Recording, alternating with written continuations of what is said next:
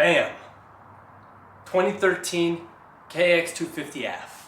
This right here is a bad mamba jamba.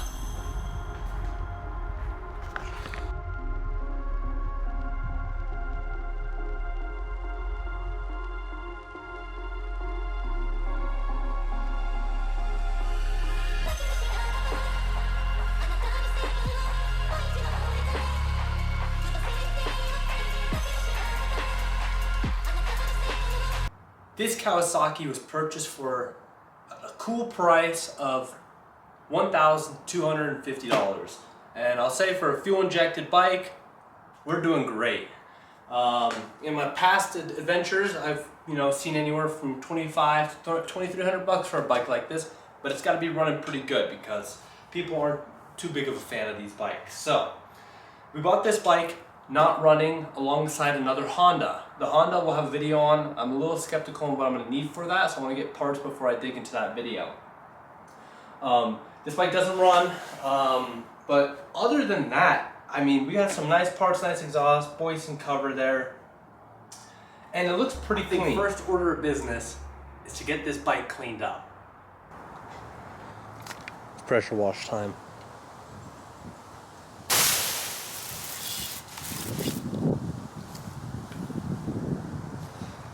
Never mind. It is not pressure washer time. We tripped the breaker, I think. Yeah, we did. Alright. Time to play electrician.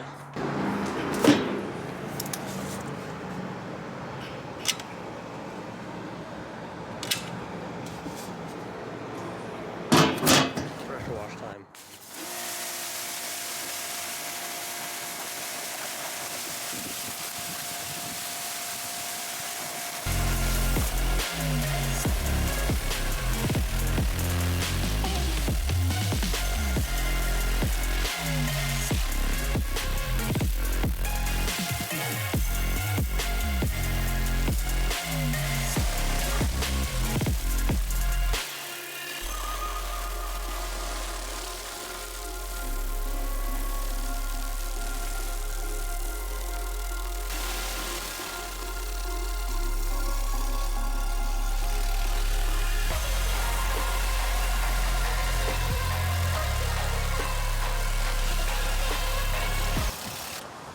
Alright, we got the bike nice and sprayed down, a lot cleaner than it was. I haven't tried to kick the bike over. We're going to give it a couple kicks, see if we hear it bark or anything.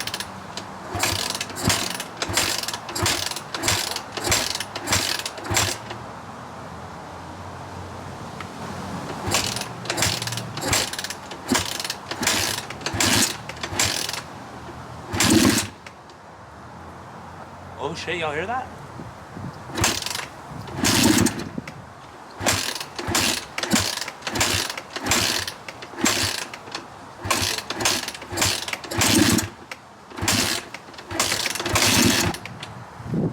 She wants to go. She's close. I'm exhausted. Alright, took a little breather. Too much kicking's got me out of breath. We're gonna give it a couple more kicks. If she doesn't fire up, we're gonna get her in the workshop and start digging.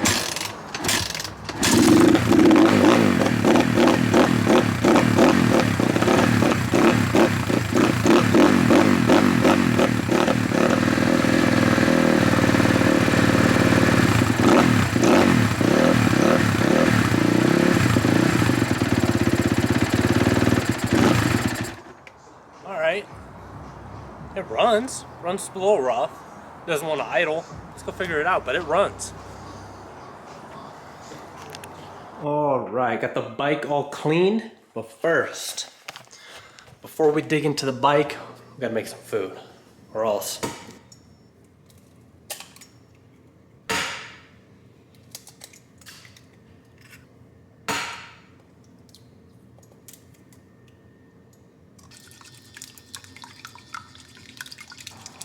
Okay, we're back. You know how it goes. We're fed, fresh lip pillow in. It's time to dig into the 2013 Kx250f. You saw, as long as I saw, the bike started. I mean, I was able to kick it on, keep it alive. I mean, that's not good. It took forever to start, and I needed to give, honestly, like 75 to 100% throttle per kick to even get it to start. I had to hold idle, but when it was holding idle, I was able to actually go do a lap around the neighborhood. I went through all the gears fine, felt great when it was running. We just have to diagnose this issue of why it's having a really hard time starting and why it won't hold idle. I'm probably going to chalk it up to, we'll check the valve shimming. I doubt that's the issue, but we'll check it while we're in there. But I really do chalk it up to one of, a handful of things: fuel pump, TPMS sensor, fuel injector, something to do with the fuel injection system, which is awesome. That's not a big deal, and as long as we can diagnose properly and get to the issue fast, we'll be able to make some good coin on this bike.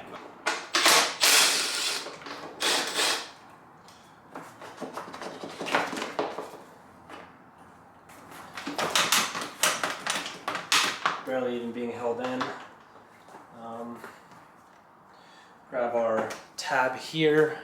A nice tab in here. Just go ahead and pull that up and out. Wants to cooperate. Just like that. This little tab out.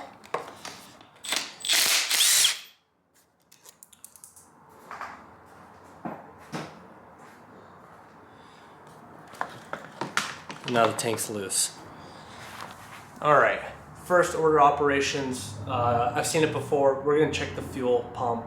We're gonna see if the fuel's squirting out, or if it's leaking out of the regulator, which I've seen before cause these bikes to not run. So there's not the original fuel clips or fuel line. I'll get you guys down there. You can see, this is the original fuel line here where you have the plastic clips. This here is not, so someone's obviously been in here, so we'll get our flathead in here and loosen this guy up and see if we can pop this fuel line off.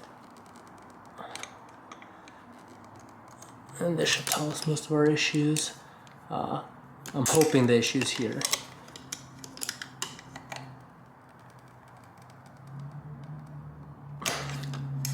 All right. I get a better shot from up here. Yep, there we go. Got a little bit of fuel in our mouth, but that's how that cookie crumbles. All right. We'll keep it plugged in, and I'm gonna go ahead and kick and see if we get fuel pressure squirting out of here. Get a rag in here.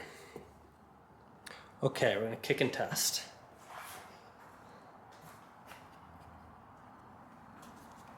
Make sure you guys can see that.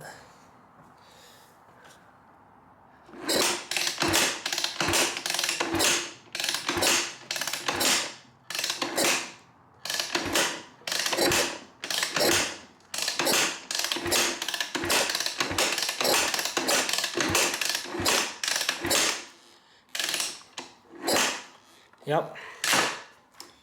All right. Fuel pump seems to be working good, so we're gonna have to move into diagnosing some other things.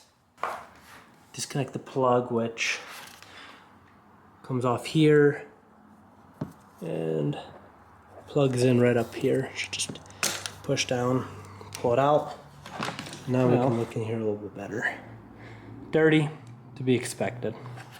First things first, we'll probably do a little bit of cleanup around here. Running out of my favorite glass cleaner.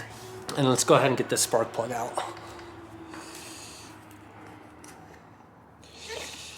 Here's the coil. Take a look in there, looks fine. Go ahead and get this popped out.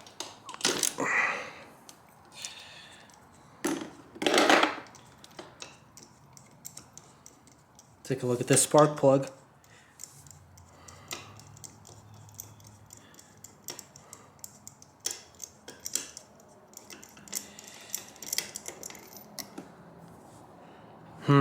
Here's the spark plug here. It looks pretty black. It doesn't look the best. Let's see if it's sparking.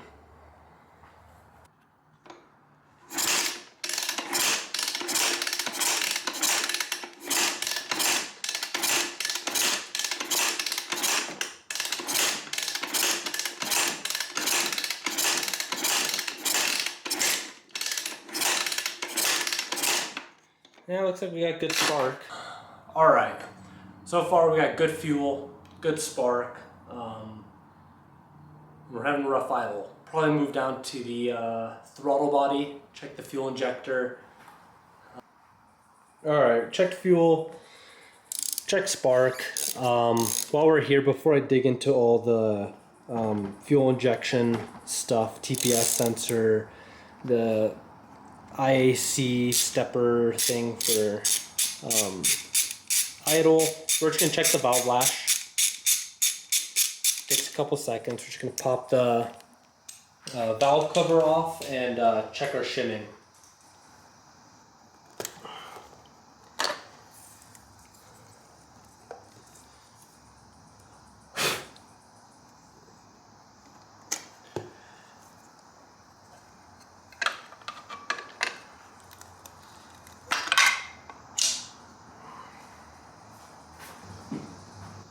Alright, we're going to check valve lash, so we're going to pop our heads into these covers real quick, get the engine set the top dead center. If we can get this off. Shit.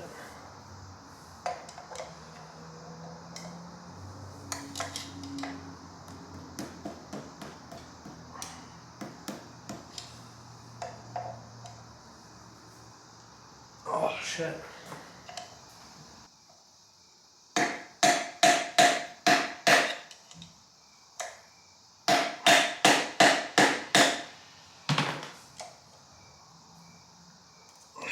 There we go.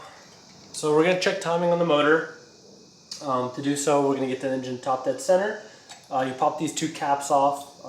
We're using a 11/16 here. To spin the motor, we'll spin it counterclockwise until here in the sight hole you'll see a line that indicates top dead center, which for us is right there. And then now we can look at the cam gears and see if we're in time or not. And we'll do that. You can see in there the little line. We line that up with the slots, and then we can look at the dots on the cam gear. One dot right there,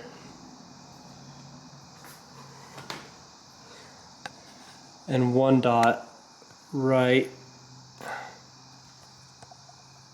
down there, and both of those need to be level with the head of the valve, with the two dots pointing up. Also, our decompression's working. That one looks lined up nicely, and so does that one over there. So the motor is okay, we're back. It's a new day. We got our plastic. It's time to start doing the valve shimming on the bike. What I like to do is get a nice piece of cardboard, mark down, so our exhaust needs to be 0.17 to 0.22 millimeters, intake 0.1 to 0.15 millimeters.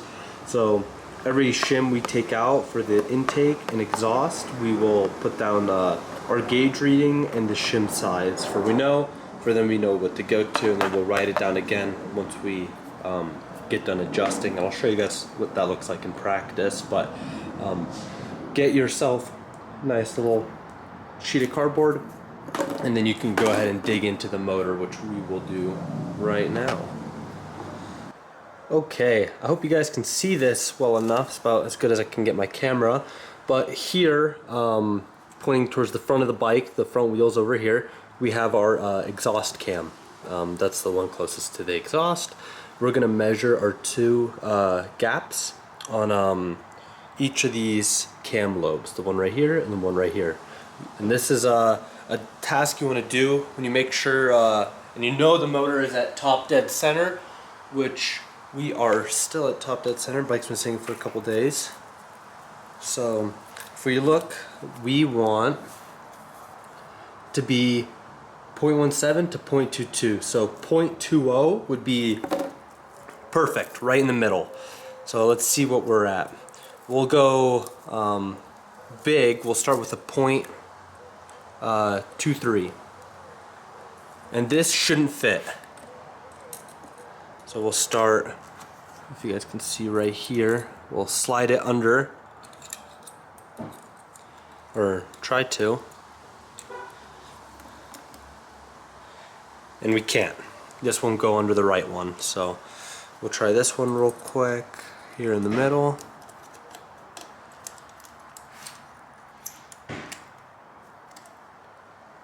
Nope, that one doesn't go under either. So now we'll go.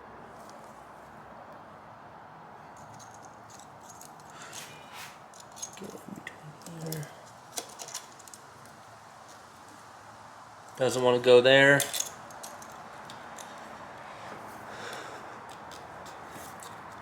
It wants to go there. I can show you guys that. When you get it, this will slide.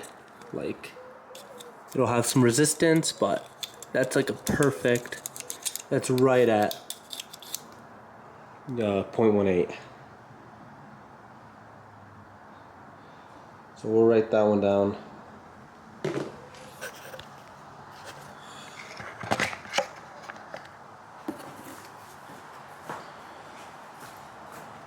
So we'll do exhaust number 1 is a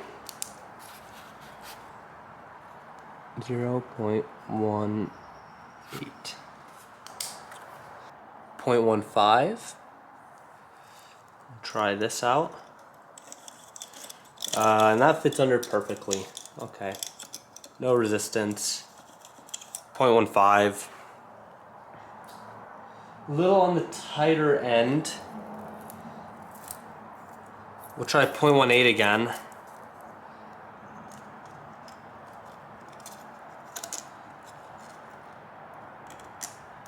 You know, 0.18 doesn't fit, but 0.15 fits loosely. So we could probably say it's like a 0.16. We'll go ahead and write that down here as well as a 0.16. So for our exhaust, I mean 0.18, that's within 0.18, that's within spec. A little on the tighter end, and then 0.16 is below it, so we'll see if we can move up, but I doubt I have a gauge to really fine tune that. That will still run fine though. 0.15 right here on this one. Oh, you can see that, that's nice. I mean, a 0.15 fits perfect under there, which is on the looser end. We'll go down to, or we'll go up another. We'll go up to 0.18. 0.18. 0.18 fits, that's no bueno. 0.20.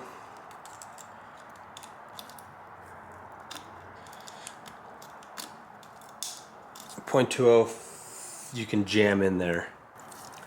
We'll just go all the way down to maybe like a 0.04. This is like really thin.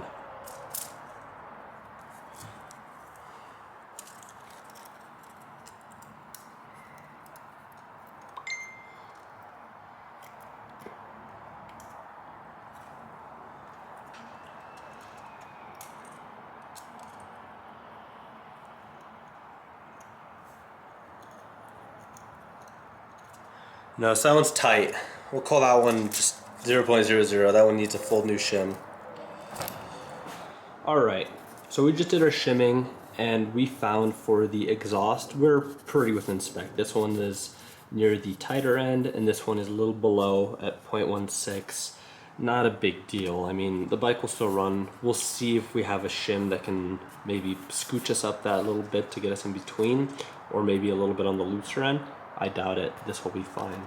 On the intake though, we have 0.20, so we definitely want to get that down in between here. That's too big. And for the second one on the intake, we have no clearance. We can't get anything through there, so that needs a full new reshim. Whatever is in there, we're going to go down by 0.15 to get that back here on the looser end. So now we'll go ahead and remove the cam chain tensioner, remove the cam caps, and reshim the bike.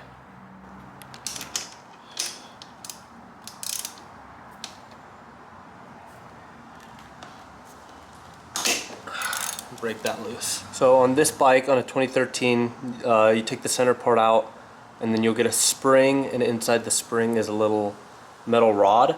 That's what's gonna tension this. When you reset it and you tighten it up, that's what's gonna kick that spring back out to give you some cam chain tension. We'll look at that more here in a second. We'll look at these.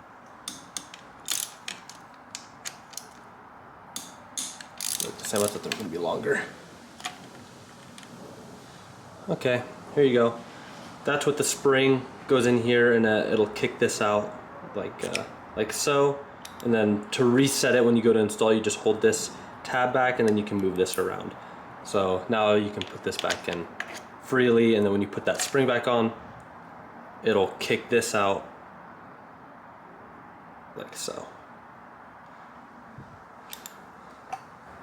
Okay, we got the cam chain tensioner loose.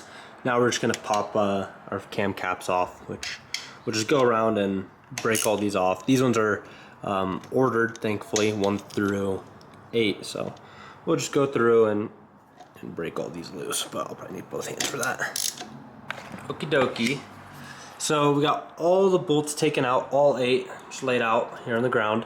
The next most important thing when taking the valve cap off is you really want to make sure nothing falls down the motor. That's a very important. That'll make a quick job into a very hard one.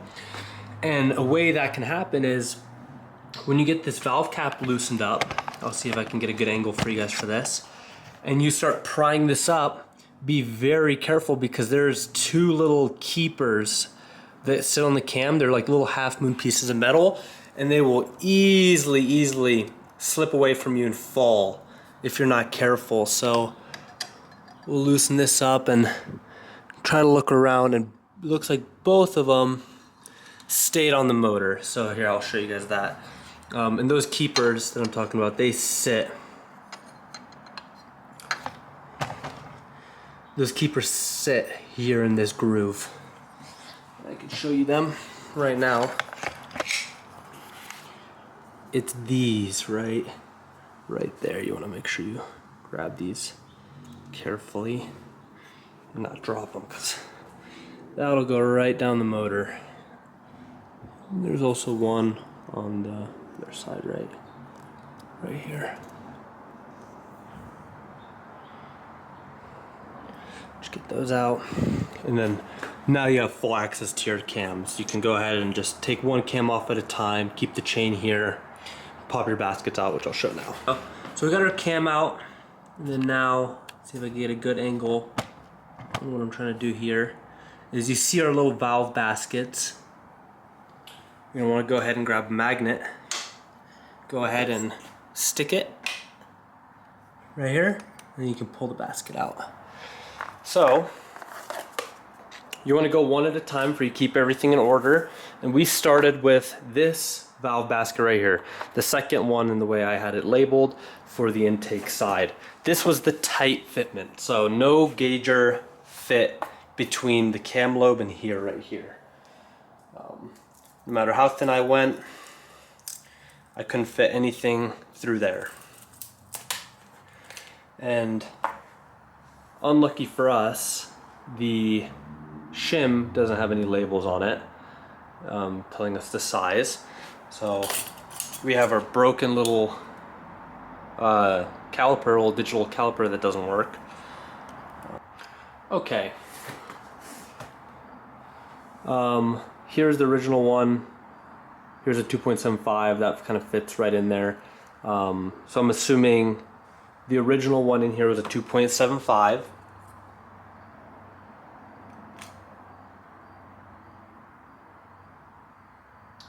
Yeah, that makes sense. So we'll write that here. It's a 2.75. 2.75. Right here. Alright, so we'll get rid of this shim and we'll move to a 2.6. And we're also going to write that down. So the new one's going to be a 2.6 where we can keep track for when we re-shim. And now, take you guys over here. We'll take our new shim and we're gonna be, take our new 2.6 shim. We're gonna be very careful. And we're gonna get it into that little circle slot right here. Just like that. Push it down, like so. And then we can grab our little basket.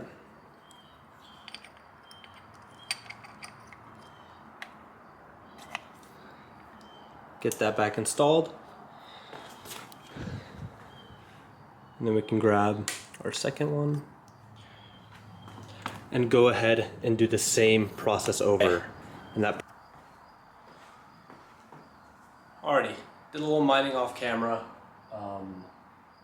Was playing with the valve shims, got them to where I'd like, about 0.10 on the intake. I left the exhaust alone, they're fine.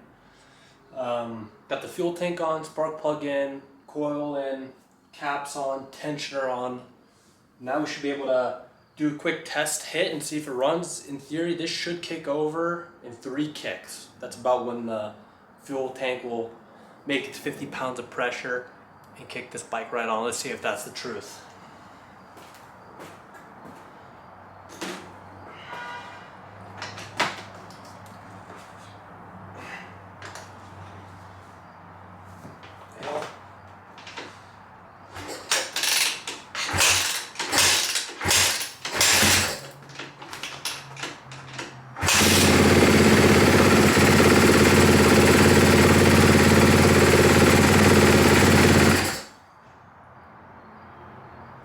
Okay. We are leaking gas everywhere. I should have tightened that down, but the bike fired up, so we'll go ahead and get this tightened up and see if it'll run longer. Okay, got the fuel line tightened, start it up and see if we're still squirting fuel everywhere.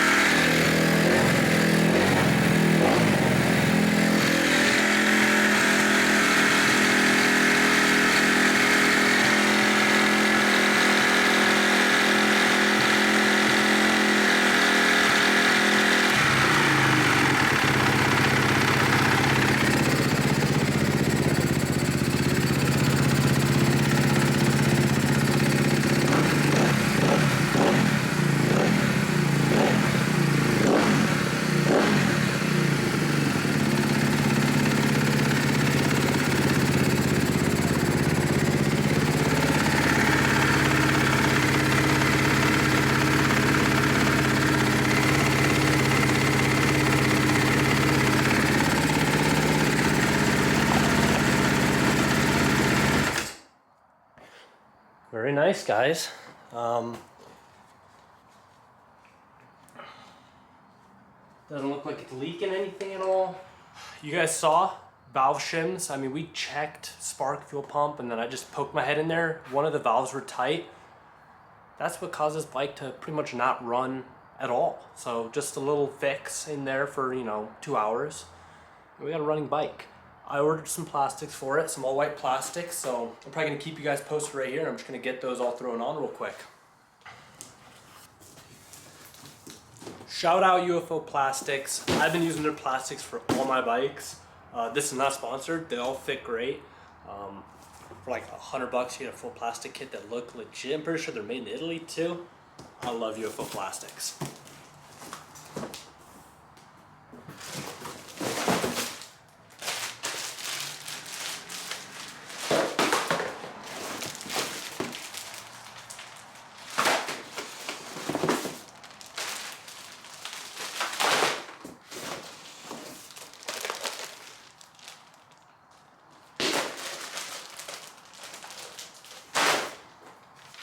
Yeah, so we got the green kit, and I mean, it even comes with a little sticker kit, which is awesome.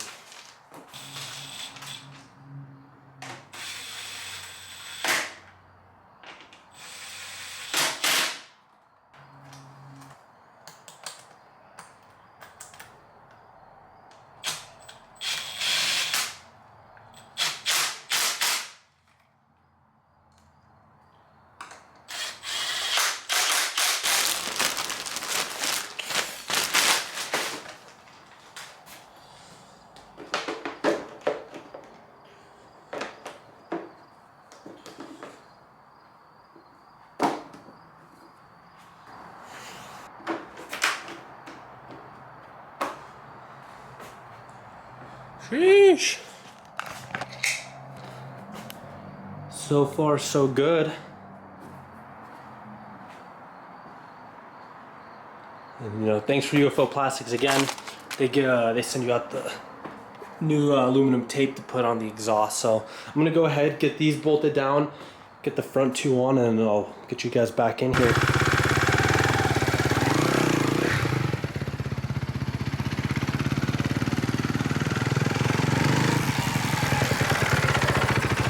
Alrighty, I think this about wraps up the video for the 2013 Kx250. All we spent was $100 on plastics, and that's it. The rest I already had, and those shims are about $20 on Amazon. And she's running now. I'm gonna go take a lap around the block, make sure once she gets really hot, it can still kick over and start, that clearance doesn't get tight again. Just double check all that. But that's the 2013 Kx250f. I hope you guys enjoyed watching, and make sure to drop a like, subscribe, because we're gonna have a lot more videos like this coming out. Alrighty guys, I want to get the video up. Don't really feel like waiting to sell the bike to record that last little bit, but if we look on Facebook, we can see we have a lot of 2015s, 14s, 2013, all for around $25 to $3,500. We posted ours for $2,750, but I won't take less than $2,300, so we'll chalk it up. Even if I sell for, you know, $50 less, $2,250, or $100 more, $2,400, that's about what I'll sell the bike for. I won't take any less. So I hope you guys enjoyed the video, and we'll say we made a cool, you know, $1,000 on the bike.